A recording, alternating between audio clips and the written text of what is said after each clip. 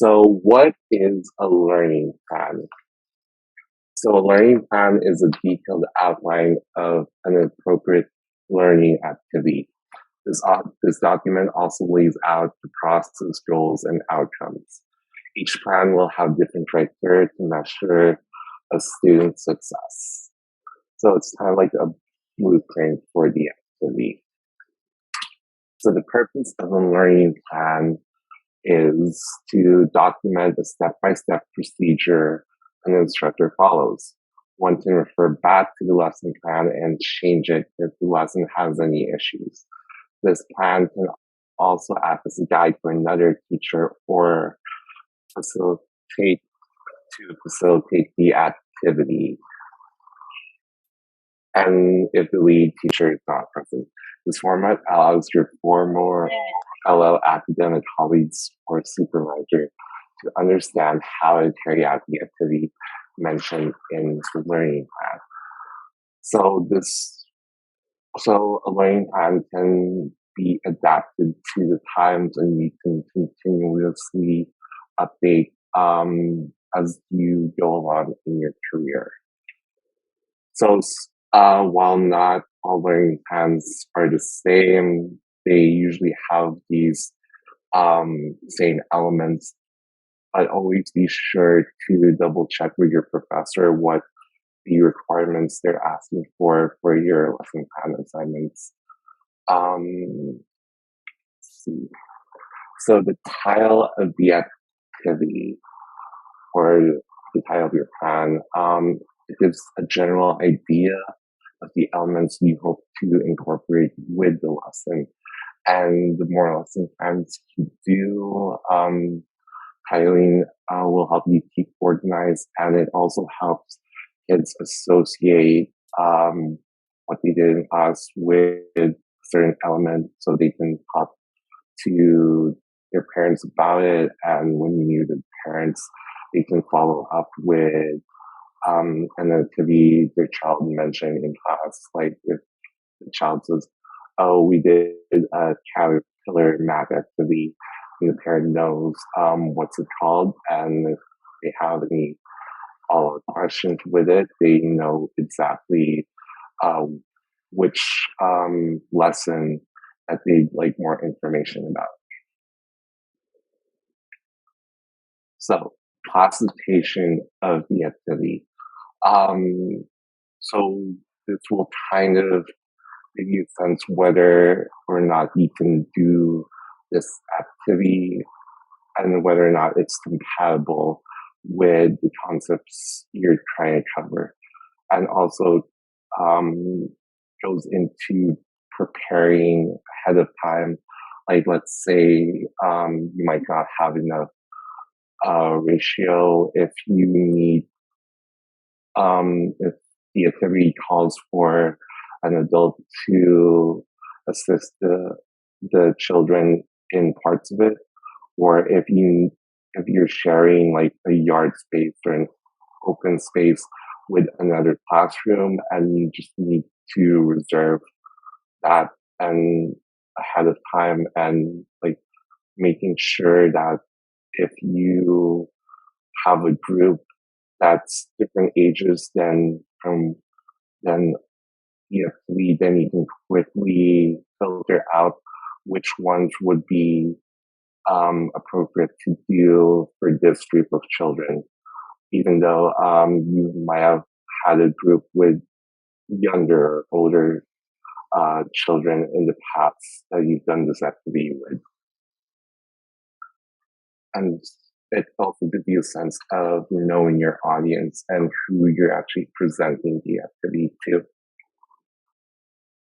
So the description and scheduling into the routine. So a brief abstract or summary of the activity, just to give someone a preview of what you hope to incorporate.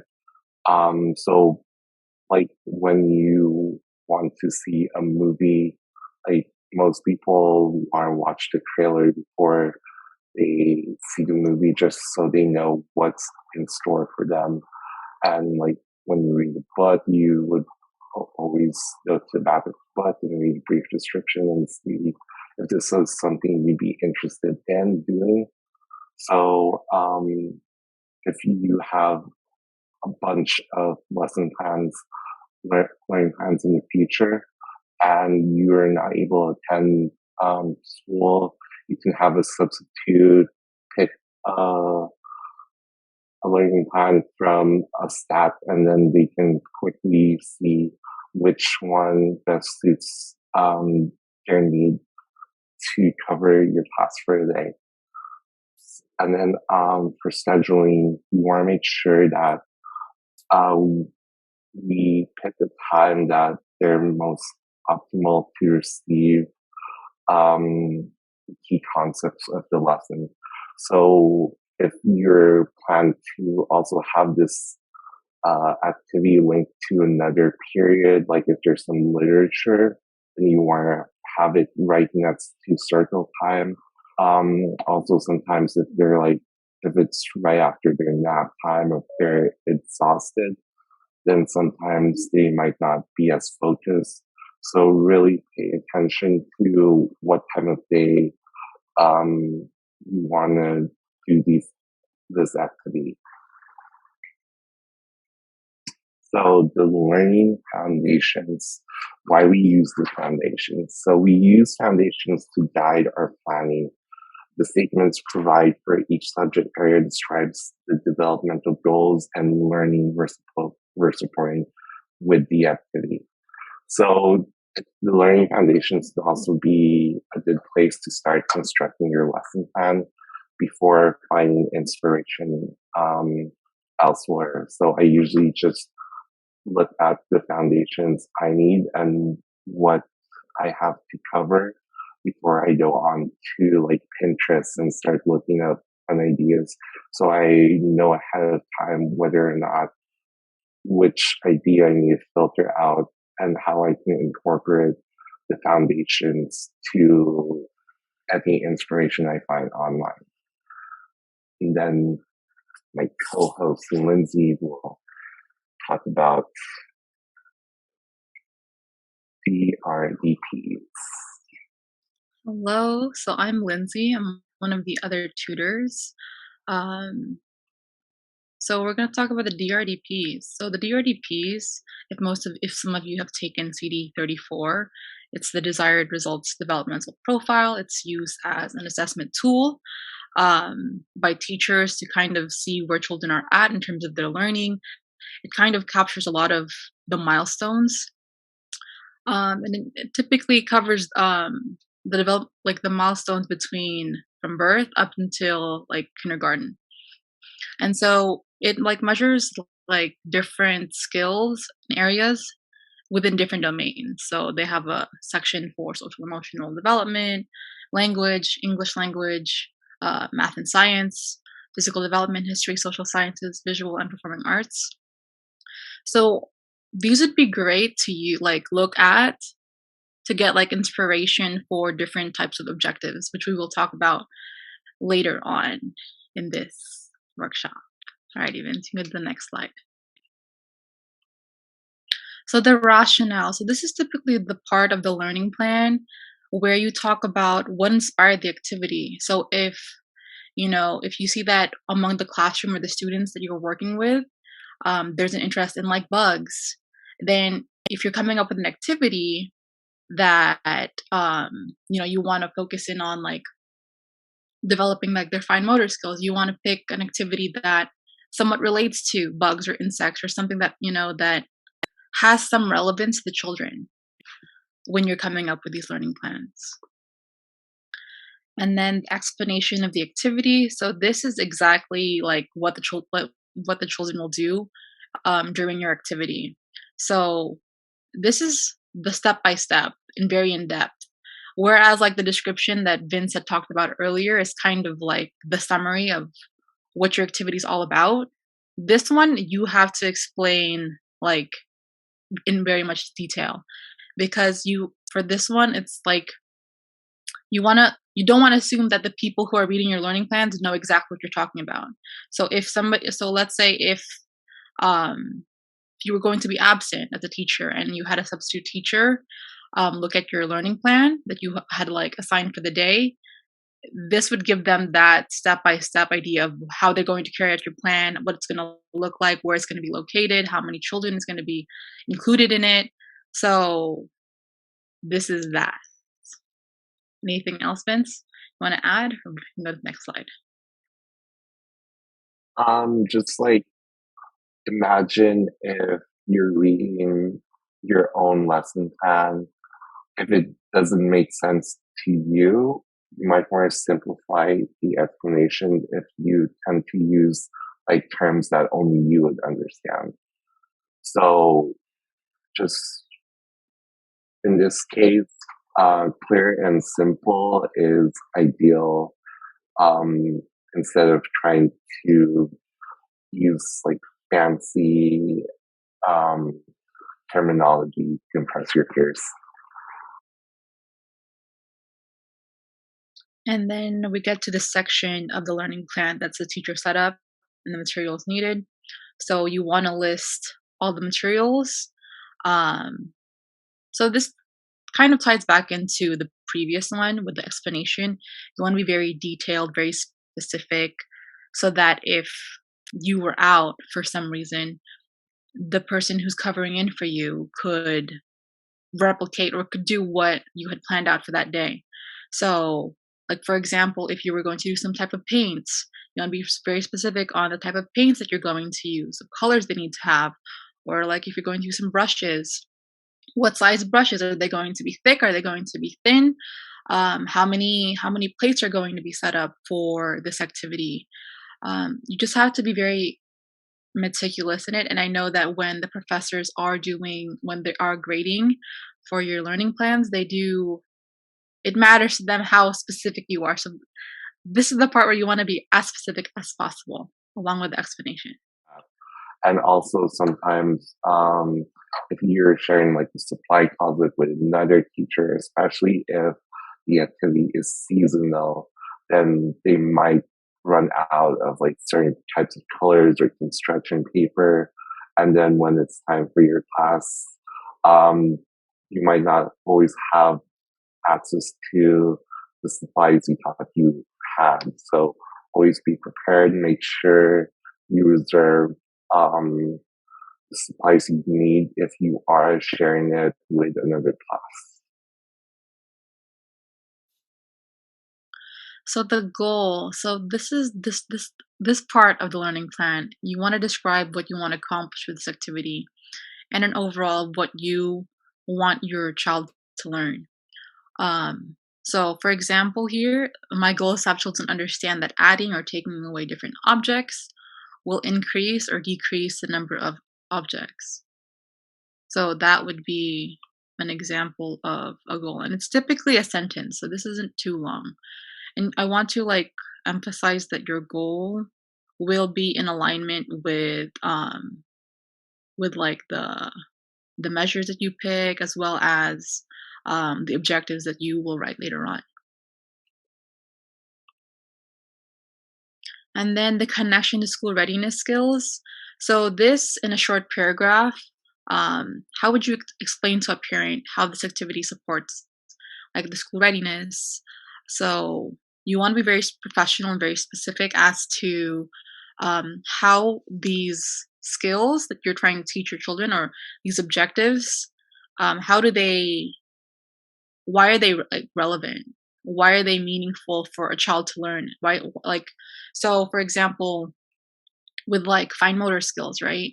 Um, Something that you'll probably have heard in your classes already is, you know, for fine motor skills, being able to develop these, the fine motor skills helps a child be able to write with a pencil in kindergarten, right? So that's an important skill that's a connection to school readiness.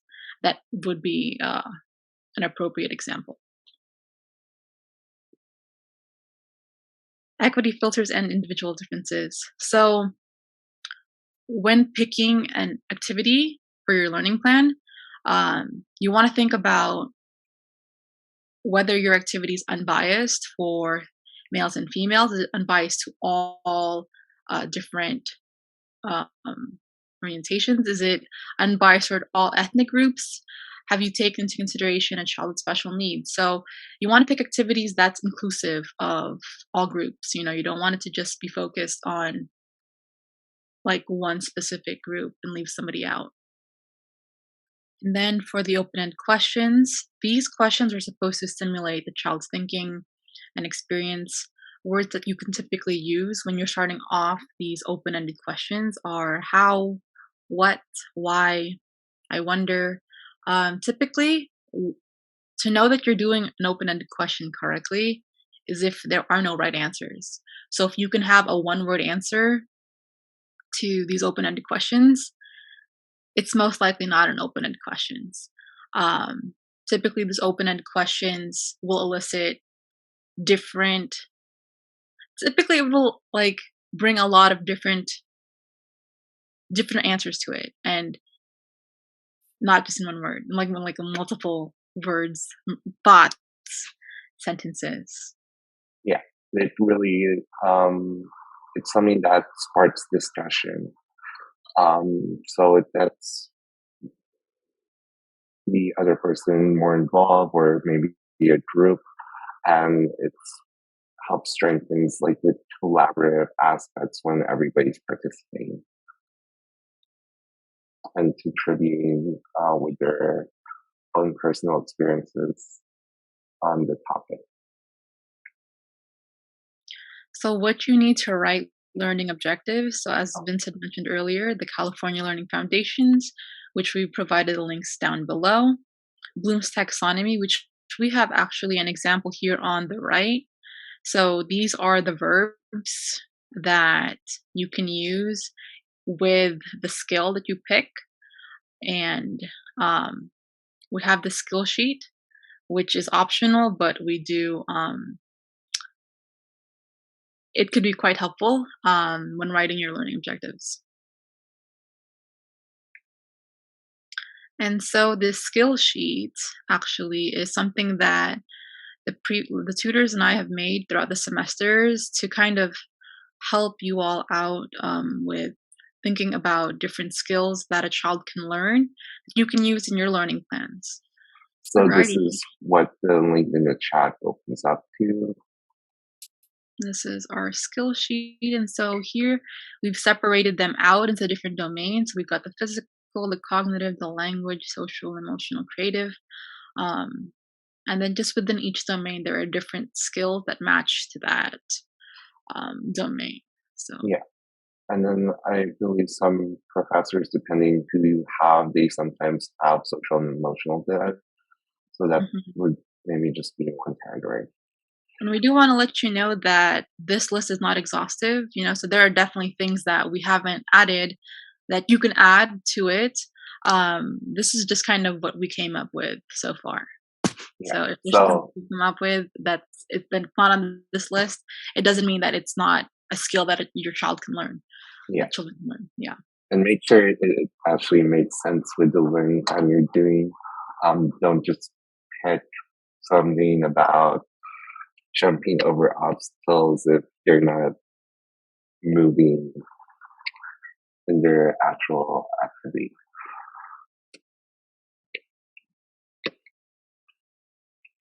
All right. So now we're getting to the learning objectives, which in previous semesters, this is typically where a lot of people have a lot of questions. Um, so the formula for these learning objectives, it goes like this. So the child will, um, then you pick the Bloom's taxonomy verb and then the skill being learned when they to the relating, and then this part is going to be the action relating to the specific part of the activity. So just to simplify a little bit, that first part, it's just about the skill being learned. After the when they, that second part, it's going to be how you know that child has accomplished that goal. Um, so these objectives are the measurable ways to show that we've reached our goal.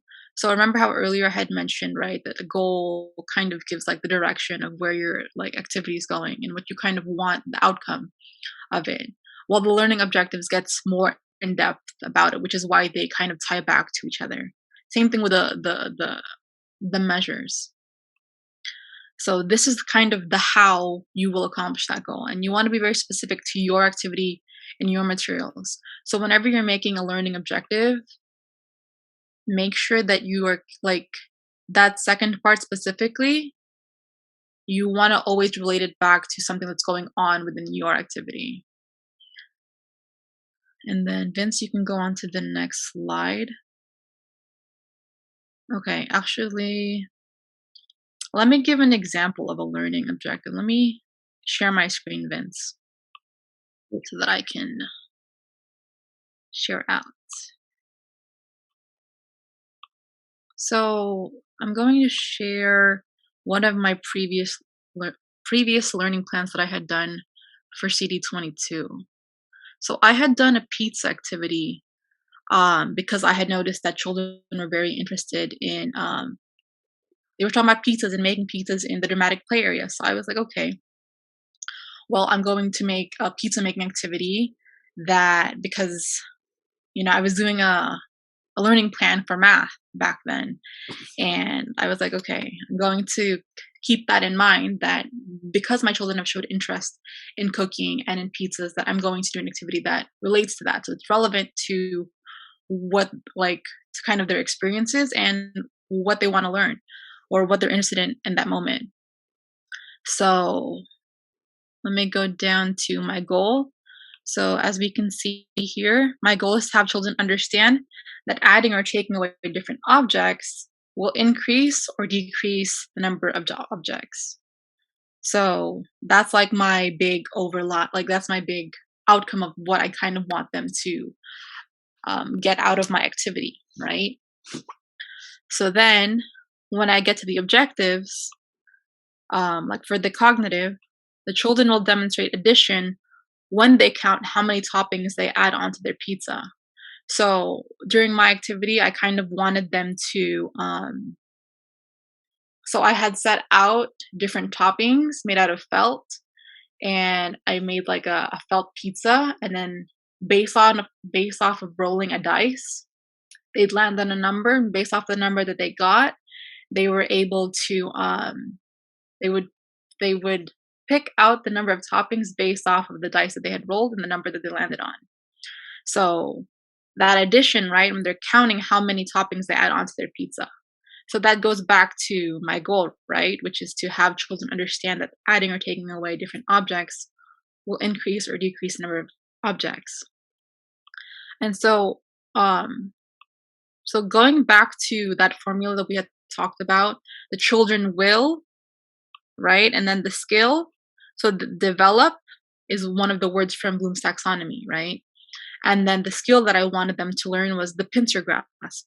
So how do I know that they've learned this pincer grasp? It's when they picked up the cheese topping and placed it on the pizza. So as you can see, that second part of my objective is very specific to my activity, right? And it clearly shows that they're developing this pincer grasp when they pick up that cheese topping and put it onto the pizza. So that's kind of like I just wanted to give you all kind of the example to show how everything kind of interrelated and what it looks like when you're doing your own learning plans. Vince, you can go back and start sharing the slideshow again. I think we just had the discussion question slide. That was the last one. Alrighty. So, does anybody have any questions? Yes, we seem to have overestimated the time our presentation would take. Yes, Nora. You can unmute. Hi. So going back a little earlier when you said to be specific with our materials that we're using, everything that we're going to use. Now, my question is, let's say I'm going to do an art project. Mm-hmm. I've gathered my materials and the activity will be done outside. However, there's a table that's outside that's already placed for the children, and I'm going to put my materials on that table. Do I have to put that table in as well for my materials? I don't think so. I mean, because I think that would be located in the beginning portion where you guys talk about whether they're. I think there's a location part at the beginning where you talk about where it's located. Okay. I don't think you need to include that there for the. Like if it's already there and it's normally there, Yes. maybe if it was like a folding table in like the storage closet, then you would have to list that. But since it's like more of a permanent structure, It's a permanent structure, yeah. then you don't need to have that in the Okay. materials. Thank you.